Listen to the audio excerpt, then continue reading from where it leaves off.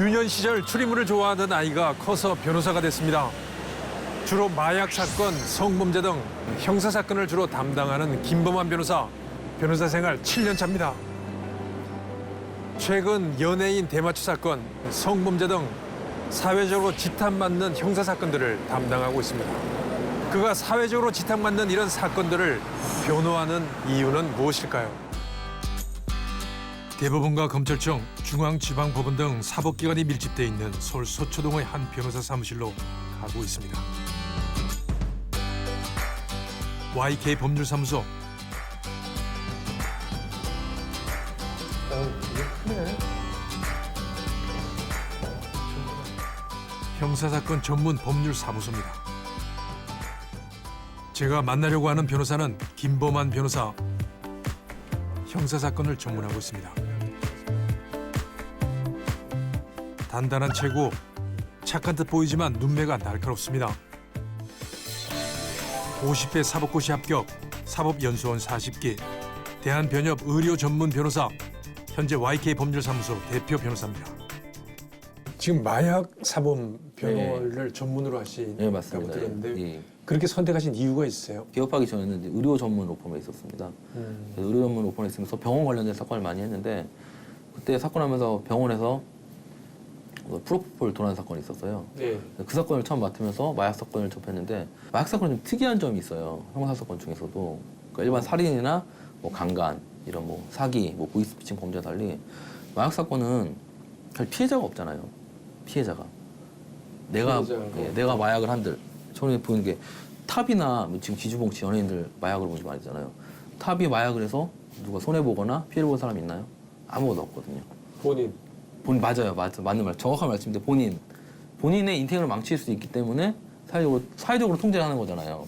자기 스스로 잘 통제된 상황에서 적절하게 그 스트레스 해소만 해서 흡연하고 자기 삶에 아무런 지장이 없다. 제가 보기엔 그게 대표적인 얘기가 연예인 기주봉신 거예요. 그런 사람을 과연 처벌할 이유가 있을까라는 게 첫째 생각이고요. 근데 여기서 반론이 있어요. 특히 이렇게 사회적 영향력 있는 공인들이 마약을 하는 게 알려지고 할 경우에는 일반 국민들이나 뭐 학생들한테 나쁜 영향을 줄 수 있잖아요. 그렇기 때문에 이런 사람들을 강력하게 처벌함으로써 마약을 하면 안 된다는 국민적인 인식을 심어주는 게 하나의 목적이잖아요. 보세요. 탑이랑 기주봉 씨가 아까 PD님 말씀하셨잖아요. 바로 자기 자신이 피해자라고. 대마를 해서 망친 게 아니라 대마를 했을 뿐인데 나라에서 그걸 형벌로 정해놨기 때문에 이게 언론 보도되면서 인생이 망가진 거예요. 사실 이미지 손상 때문에 오히려 인생이 망가진 거거든요. 의외의 발언입니다. 연예인 대마초 광풍이라고 불리울 정도로 뜨거운 지탄을 받은 연예인들에 대해서 변호사로서 법적인 해석은 다릅니다. 그리고 탑과 기주봉 씨가 가장 최근 보도를 장식했는데 이들에 대한 김범환 변호사의 해석도 역시 기존의 생각과는 사뭇 다릅니다. 탑 같은 경우는 추징금이 12,000원인가 나온 것 같은데 한 번 피는데 사실상 한 3,000원 정도라고 보시면 되거든요. 4번 피면 12,000원. 전국에서 굉장히 이제 값싸게 마약을 할 수 있는. 태워보셨어요?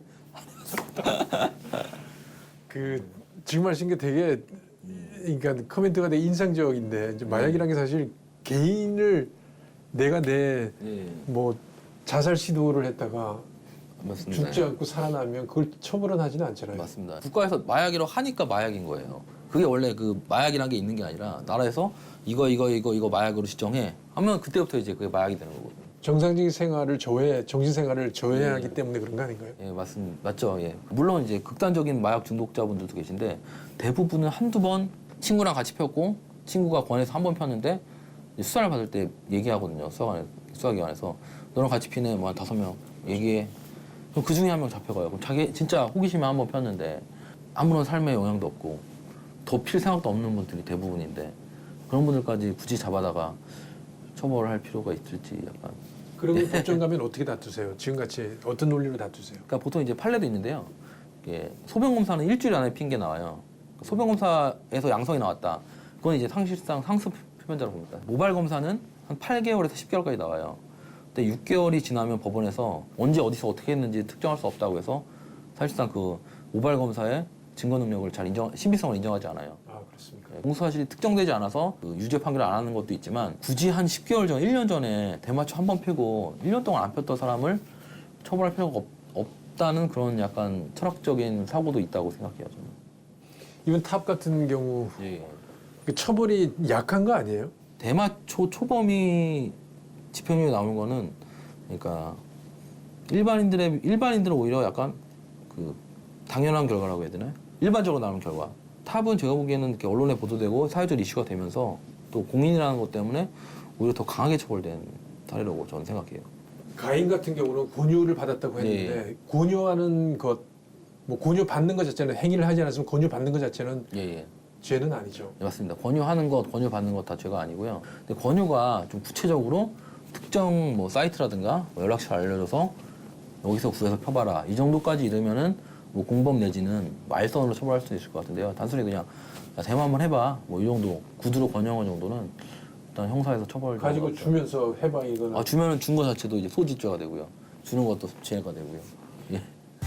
형사 사건은 민사와 달리 신경을 써야 하는 부분이 많습니다. 아동 청소년 성보호에 관한 법률 위반 사건, 의뢰인이 실제로 교도소에서 형을 살 수도 있기 때문에 하나하나 사실 여부를 챙겨야 합니다. 재판 있으신 걸로 알고 네. 있는데 그 재판은 어떤 건지. 5시 반 사건 형사 사건이고요. 그 미성년자 성추행 사건입니다. 저희한테 유리한 증인을 신청했는데 증인이 지금 나올지 안 나올지 잘 모르겠어요. 그래서 만약 증인이 안 나오면 뭐 전략적으로 좀 방향을 지금 강하게 무죄를 주장하고 있거든요. 저희 무죄를 주장하고 있는데 오늘 증인 신문 여부랑 뭐 재판부의 뭐 여러 가지 좀 재판 과정을 보면서 좀 피해자랑 합의해서 엄연하게 사건을 종결하는 것도 좀 고민 중에 있습니다. 끝나고 밥 먹고 바로 넘어가겠네요? 예. 자주 드나드는 서울중앙지방법원이지만 오늘은 유난히 신경이 쓰입니다. 재판이 잘 진행됐을까? 김 변호사의 당당한 걸음걸이에 답이 있을까요? 네. 재판 잘 끝나셨어요? 예, 재판은 잘 끝났고요. 저희 쪽 증인은 안 나왔는데 다행히 피해자 쪽 변호사님이 피해자 원만히 합의를 원한다고 해서 재판은 1심보다는 좋은 결과가 있을 것 같습니다. 재판 분위기는 어땠는지.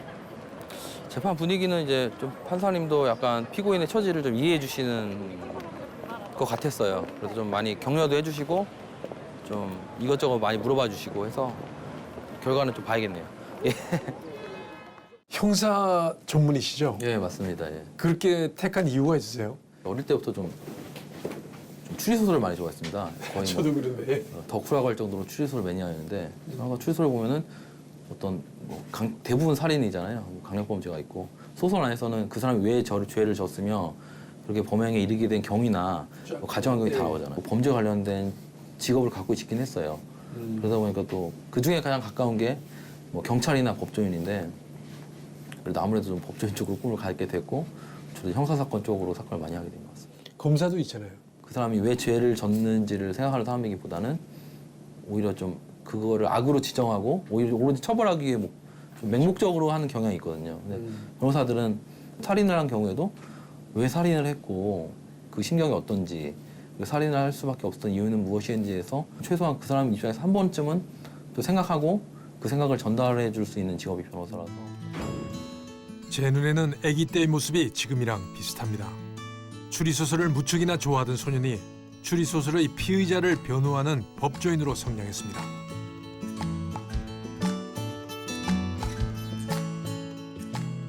사건을 저지른 사람의 심리적 성향과 사건 배경에 더 관심을 가졌을까요?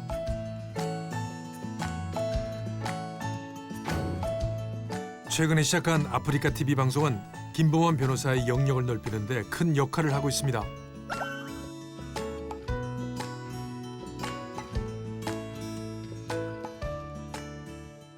아프리카 방송 언제부터 하셨어요? 저희가 2017년 1월 4일인가요? 매주 수요일에 하는데요. 7월 달부터는 저녁 7시에 하고 있어요. 시청자분들이 원하는 주제를 하는 것도 있고요. 또 저희가 또 전문적으로 하는 형사사건, 뭐 예를 들어 마약이라든가 그다음에 뭐 성범죄 뭐 보이스피싱 이런 사건에 대한 주제도 하고 이번 주제는 대마초의 합법화에 대해서 정해봤습니다. 안녕하세요. 안녕하세요. 오빠 차 잠재적 의뢰인과의 뉴미디어를 통한 허심탄회한 대화. 오늘 주제는 이제 뭐죠? 주제는? 오늘 주제는 네, 대마초와 관련해서 이를 이제 국가적으로 이제 합법화하는 것입니다. 네 맞습니다. 저희 대마초가 이제 우리나라에서는 이제 불법이죠? 기본적으로 다 오늘의 주제는 대마초 합법화. 규정을 하고 있고 예. 이를 해외에서 들여오거나 하면 그 이상 시간 가는 줄 모릅니다. 저 최근에 그 연예인 문제되고 있는 연예인들의 그 마약 관련해서 다 대마초죠, 거의 다. 대마를 비롯한 마약이라는 것 자체가 사실 누군가에게 피해를 주는 건 아니에요. 사회적 법익을 보호하는 거죠. 대표적인 게 이제 뭐 도박이라든가 마약. 바닥히는 그게 합법화하자는 게 뭐 아무나 이제 대마를 피워도 된다가 아니라 그렇진 아니죠. 이제 예. 어떤 의료용 목적이나 이제 어떤 특수한 분야에 맞습니다. 있어서는 이제 전면적인 금지보다는 어느 정도 허용하자. 대마 합법화면 이미 잡혀 들어간 사람을 바로 석방해 주는 것은 아니고요. 이제 형사처벌을 받았는데 그 죄가 이제 폐지돼서 비범죄가 되면 재심 청구를 할 수가 있는 거죠. 신은규 변호사와 함께 합법화에 대한 다양한 의견들이 오갔습니다. 오늘 방송하느라 수고 많으셨습니다. 추가적인 질문은 네이버 카페에 남기시면 저희가 성실하게 답을드릴게요. 시청해주셔서 감사합니다. 예. 아프리카 방송 1시간이 순식간에 흘러갑니다. 방송 어떠신 것 같아요? 오늘 의외로 좀 관심이 많았던 것 같아요. 아프리카 TV는 왜 하게 되신 거예요? 연수원까지 접하면 제가 9년 차인데 변호사 생활만 하다 보니까 사고가 되게 편향적이고 사건이 오면은 그 사건을 객관적으로 보고 판단하는 게 아니라 무조건 한쪽 편에서 일을 해야 되잖아요. 네, 그렇죠. 제가 원해서 하는 것도 변호사 아니고 역할이 원래 그런 거 아니에요? 그러다 보니까 그 사건에서 제 개인적인 생각이나 뭐 가치관을 말할 수도 없고 아프리카 TV 하면서 좀 불특정 다수 상대로 특정 법률적인 주제로 얘기하면서 저도 막 하고 싶은 얘기 다 하고 내 생각은 이렇고 뭐 어떻게 생각하는지 듣고 하면은 의외로 제가 생각 못했던 부분도 많이 배우고 법적인 부분에 있어서 오해하고 있는 부분에 대해서 제가 또 설명해주면 그런 부분이 되게 약간 제가 힐링이 되더라고요. 형사사건 전문이라 그런지 사무실보다 외부에 있는 시간이 더 많습니다. 변호사님 지금 아침부터 어디 가시는 건지 구치소에 구속 피고인이 있어서요. 접견하고 재판 준비하라고 합니다. 어떤 사건인지 특수강간 사건인데요. 좀 어려운 사건이에요. 어떻게 풀어야 될지 아직도 고민이에요. 아직 재판이 진행된 건 아닌가요? 한 번 진행됐고요. 다음 재판 때 뭔가 좀 입장을 정리해야 될 것 같아요. 피해자랑 합의를 할지 아니면 계속 무죄를 다툴지에 대해서 다음 기일에 한번 다시 입장을 정리하기로 했어요.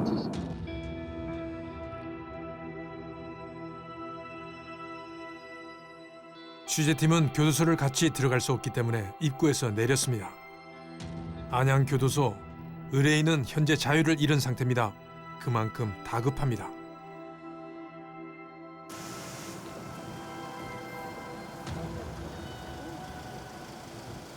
접견 오늘 어떠셨어요? 오늘 다음 재판 기일의 진행 상황에 대해 좀 논의를 했는데 좀 증인 신문 관련해서 의견 차가 있어서요. 좀 서로 얘기하느라 좀 길어진 것 같아요. 어떤 얘기 나누셨어요? 증인을 저희가 이제 증인을 신청을 해야 되는데 증인을 선정해서 저희한테 불리한 증인도 있고 유리한 증인도 있는데 아무래도 저희한테 불리한 증인도 불러야 되는지에 대해서 좀 의뢰인과 견해 차이가 있어서요. 근데 어쨌든 좀 불러서 얘기를 직접 법정에 들어볼 필요가 있을 것 같아서 제가 최대한 법정에서 증인 신청하는 쪽으로 좀 설득하고 다음에 그렇게 진행하기로 했습니다. 이번 재판 어떨 것 같으세요? 좀 예상하기 힘들 것 같아요. 뭐라 말씀드리기가 너무 어려운 사건이에요. 그 형사건이나 지금 말씀하신 이런 뭐 강간이나 밑바닥을 보는 것도 있잖아요. 그런 느낌은 어떠세요?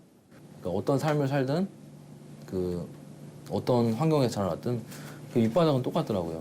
전과가 있는 부분이든 지금 현재 구속돼 있는 분이든 뭐 강력범죄로 재판을 받고 있는 분이든 저 약간 그래도 이제 그런 편견이 없어요. 뭐 매일 만나는 게 전과자 또는 전과 대주 분들만 만나니까 그런 분들에 대한 그 편견이 전혀 없어요. 그냥 사람이 다 똑같구나. 그 변호를 하실 때 야, 이런 사람까지 변호를 해야 되나 그런 느낌 가진 적도 있으시죠? 그럼요. 그런 적 많죠. 초등학생을 강간하고 이런 사람 그걸 뭐 어떻게 제가 설명합니까? 합리화를 시키고 그 사람 그게 근데 사실 그거는 뭐 어떤 걸로도 변명이 안 되죠. 야, 내가 이런 사건에 변호해야 되는 생각도 들지만 그래도 그럴 때마다 아까 말씀드린 것처럼 공정한 형사처벌을 받기 위해 나도 하나의 지렛대 역할을 한다 이렇게 이런 마음가짐으로 변호하고 있습니다. 죄와 인간을 구분할 수가 있어요. 완벽하게 구별되어야 된다고 생각해요. 왜냐하면은 형사처벌의 목적이 범죄를 없애는 거지 범죄자를 없애는 게 아니거든요. 그러니까 사실 살인도 15년 있으면 나와요. 지금 얘기 나오는 게 인천 초등학교 살인 사건도 걔 30몇 살이 나온다 그러잖아요. 그러니까 그 사람을 없애는 게 아니라 그 죄를 없애야 되는 거기 때문에 그래서 저는 오히려 그 재판이 공정하고 변호사 역할이 중요하다 생각하거든요. 아까 말씀드린 대로 이제 진짜 변호사가 아무리 진짜 파렴치한 범이라도 진짜 열심히 해서 범죄자가 느끼기에도 이 정도 했으면 나도 내가 할 말 다 하고 죄값을 치르는구나라고 느껴야 그 사람이 죄값을 치르고 범죄자는 다시 나오지만 그 사람이 또 죄를 안 지을 거 아니에요. 그래야 범죄가 없어지는 거지. 제 보기에는 그냥 그 사람을 비난하면서 마치 범죄가 아닌 범죄자를 없애려고 하면은 다 사형시켜야죠. 사실 대부분 사람들이 다 죄를 짓고 죄값을 치르고 또다시 나와서 사회생활을 해야 되는 거거든요.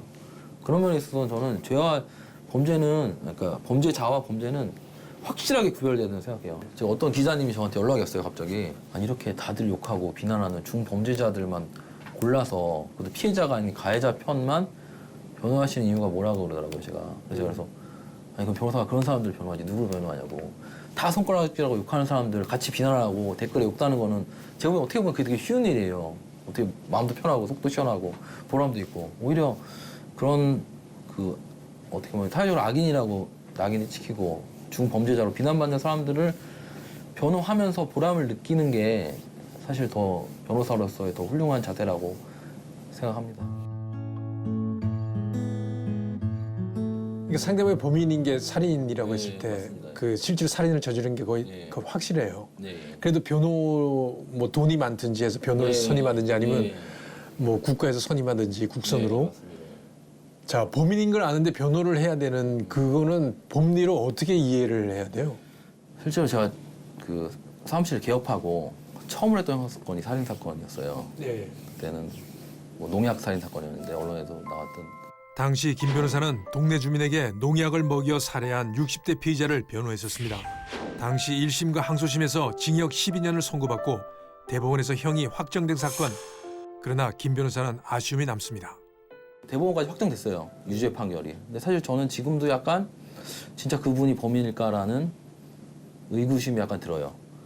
모두가 범인이라 하더라도 그 변호사 입장에서는 정말 범인이 아닐 수도 있지 않을까. 그 의뢰인이 끝까지 아니라고 하면은 아닐 수도 있다는 일단 가능성을 열고 사건을 진행하고요. 질문 주신 그건 것 같아요.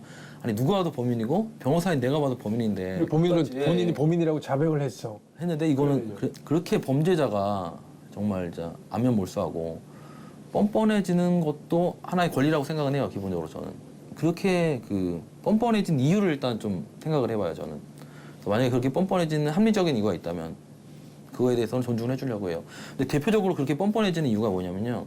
일단 공권력 안에 들어와서 수사를 받고 피의자로 수사를 받고 피고인으로서 재판을 받으면 그 자체로 사회적인 약자가 된다고 보거든요. 저는 본인도 그렇게 느끼고 그렇기 때문에 수사나 재판이 뭔가 불공정하다라고 느끼면은 죄를 졌음에도 불구하고 그 결과를 못 받아들이는 경우가 있어요. 사실 변호사의 역할이 저는 그게 중요하다고 생각하거든요. 반드시 그 범죄자를 경하게 처벌하거나 아니면은 유죄를 무죄로 바꾸는 게 변호사 역할이라기보다는 어떤 결과가 나오더라도 그 피고인이든 의뢰인이 그 결과를 납득할 수 있고 그래 나는 충분히 방어권을 행사했고 내가 잘못을 해서 이 죄값을 내가 치르는구나라고 느낄 수 있게 도와주는 게 변호사라고 생각하거든요. 그 지금 부인이 검사시라고 들었는데 둘이 완전히 대칭되는 거 아니에요, 그렇죠? 만일에 같은 건을 가지고 부인도 잘하시고 부인도 또 김 변호사님 잘하시려고 할 텐데 어떤 같은 건을 가지고 만일에 그 법정에서 붙었다 그러면 어떻게 될 것 같아요? 사실 그런 생각을 뭐 안 해보는 건 아니거든요. 그러니까 생각해니까 뭐 예를 들어 국민 참여 재판 같은 데서 서로 만나서 붙으면 어떨까라는 생각 들고 또 괜히 뭐 쓸데없는 승부욕도 생길 수 있을 것 같고 좀 하긴 하는데 붙고 나서 이혼하는 거 아니에요? 이혼을 사연은 충분히 지금도 많은데 참고 살기 때문에 뭐 그런 거 가지고 뭐 근데 뭐 글쎄요. 근데 재밌을 것 같아요. 실제로 그게 가능해요? 아니면 원래 못하게 돼 있습니까? 그렇게? 가능합니다, 그거는. 아, 가능해요? 네, 가능하고요. 근데 와이프는 집에서만 봐야죠. 밖에서까지.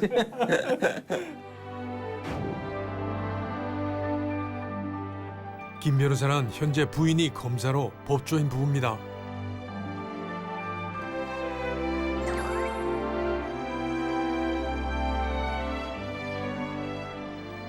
그리고 연년생 아들이 둘 있습니다.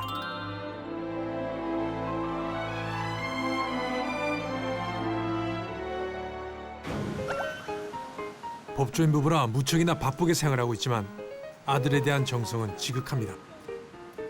없는 시간을 쪼개 아들을 돌보는 것은 검사인 부인보다는 자유 직업인 변호사를 하는 김 변호사의 몫입니다. 천천히 해, 머리 안 부딪히게. 머리 아픈 형사사건 변호사란 직업을 놓고 자연인 아버지로 돌아온 김봉환 변호사. 오, 리아. 넘어올 수 있어, 너? 이렇게 넘어올 수 있어? 오늘은 오로지 아들만을 생각합니다. 조심해. 변호사가 뭔지도 모르는 아들도 이런 아버지가 너무 좋습니다. 놀러 나오니까 좋아? 좋아? 아빠랑 나오니까 좋아요? 우와. 같이 놀아주는 아버지, 뛰어놀 때 옆에 있어주는 아버지가 좋습니다. 얼마 만에 나오시는 거예요? 3주 된 것 같아요. 원래 자주 나왔는데 그 주말에 뭐 바쁘고 해서 못 나온 것 같아요. 안 싸우나요? 엄청 싸워요. 근데 싸우고 나서 돌아서면 또 웃으면서 놀아요, 애들은. 싸우는 게 당연하죠. 저도 연년생이거든요. 밑에 남동생이 연년생인데 저도 많이 싸워갖고 싸우는 거 당연한 것 같아요. 훈육을 많이 하시는 편이세요? 저는 거의 훈육 안 해요. 훈육은 그럼 어머니가 예, 보통 애들 엄마가 해요. 아이도 뛰고 PD도 같이 뜁니다. 어떡해. 괜찮아. 살살 붙여, 살살.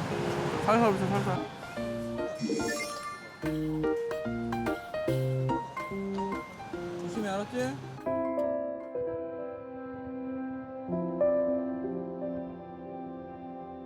자식에 대한 따뜻한 감정이나 의뢰인에 대한 느낌이 비슷할까요?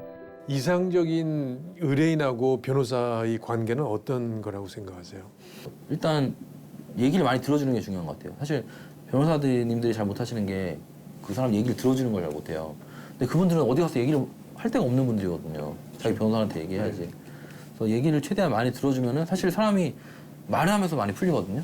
억울한 심정 같은 게. 근데 똑같아요. 의뢰인들도 다 사람이고. 그렇기 때문에 얘기를 많이 들어주고 나서 이제 그때 또 제 법률적인 그 상황에 대해서 법적인 지식을 잘 좀 조합해서 의뢰인을 먼저 설득을 해야죠.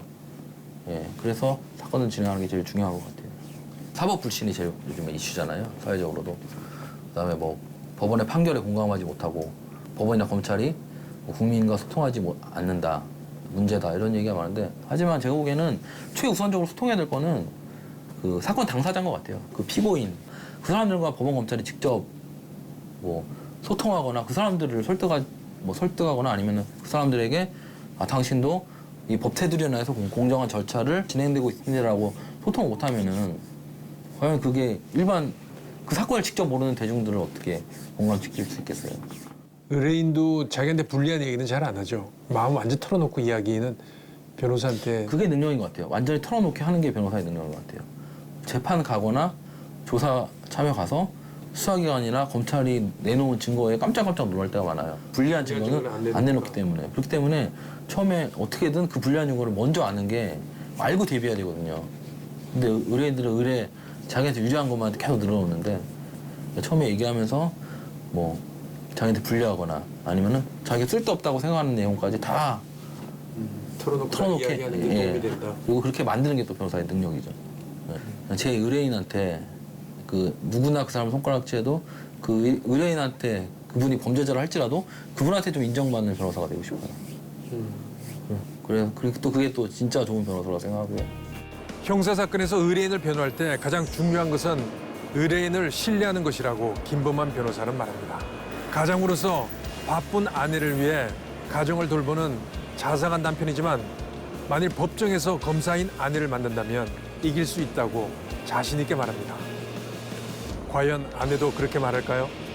그가 마약 사건을 맡아 변호를 하는 이유는 습관적 마약을 근절하고 마약 사범들이 다시 사회의 구성원으로 제대로 살아가기를 바라기 때문입니다. 그런 마약 사범이 사라지고 김범환 변호사의 일이 없어지는 그런 깨끗한 대한민국이 되기를 저도 간절히 바랍니다.